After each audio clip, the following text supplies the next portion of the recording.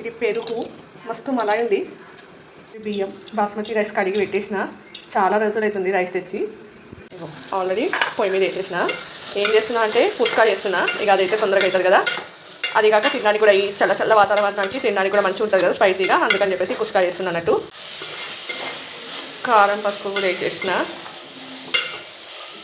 పుష్కా చేస్తే కర్రీ ఏం అవసరం లేదు కదా, అందుకని ఈ మధ్య నేను ఈ నైట్ టైం ఎక్కువ కుష్కాకే ఇంపార్టెన్స్ ఇస్తున్నా. అదే కాక మనం కరెక్ట్గా చేసినాం అనుకోండి మస్తు సూపర్ టేస్ట్ వస్తుంది. కాకపోతే కొంచెం స్పైసీ లెవెల్స్ ఎక్కువ ఉండాలి. కొంచెం సేపు మగ్గాలి, ఒక 2 minutes. పెరుగు మీగడ పెరిగేస్తున్నా.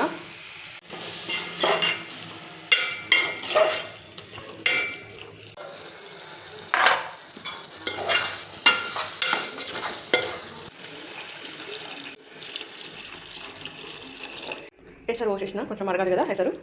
అస్సలు పని తీరుతలేదబ్బా, యాస్ట్ వస్తుంది నాకు. పని చేసి రూపమనేమో చదువుకుంటుంది కదా, అస్సలు సపోర్ట్ చేయట్లేదు. నాకేమో పని తీరట్లేదు. మీ పరిస్థితి కూడా ఇంతేనా? అట్లయితే కామెంట్ చేయండి. ఇంకెందుకు ఆలస్యం, మా వీడియో కనుక మీకు నచ్చినట్టయితే లైక్ చేయండి, షేర్ చేయండి. మరిన్ని వీడియోస్ కోసం మా ఛానల్ సబ్స్క్రైబ్ చేసుకోవడం అస్సలు మర్చిపోకండి. ఎసరు వచ్చిందేమో చూద్దాం. ఎసరు వచ్చిందా చూడండి. ఎసరు మసులుతుంది. ఇక బియ్యం వేయాడా చూడండి. ఎసట్లో బియ్యం కూడా వేసేసిన. బియ్యం వేసేదైతే తీయలేదు, ఎందుకంటే కెమెరా ఎవరు పట్టుకుంటారు, ఫోన్ ఎవరు పట్టుకుంటారు, అందుకని చెప్పేసి చూపించలేదు అనమాట. అన్నం అయితే ఉడుకుతుంది. ఇంతకీ ఈరోజు మీ ఇంట్లో స్పెషల్ ఏందో కామెంట్ చేయండి. చాలామంది సండే అనగానే నాన్ వెజ్కే ప్రిఫరెన్స్ ఇస్తారు కదా. ఇంకా మేము నాన్ వెజ్ తినాలంటే ఇంకొక 1 month ఆగాలి. జనవరి మంత్ ఎండ్ వరకు నా పూజలు సప్త శనివారం సోమవారాల వ్రతం అయిపోతుంది అనమాట. ఆ తర్వాత తినాలి. కానీ దాదాపు 6 months అవుతుంది అనుకుంటా మేము నాన్ వెజ్ తినక. ఆగస్టు నుంచి తినట్లేమో. ఒకేసారి తింటామో తినమో కూడా తెలియదు. అంటే ఇన్ని డేస్ తినలేదు కదా, ఇక అలవాటు తప్పిపోతుందేమో, చూడాలి మరి. వేడి వేడి కుష్కా రెడీ అయిపోయింది. ప్లేట్లో పెట్టేసుకున్నాం. రూపం మన తినేస్తుంది చూడండి.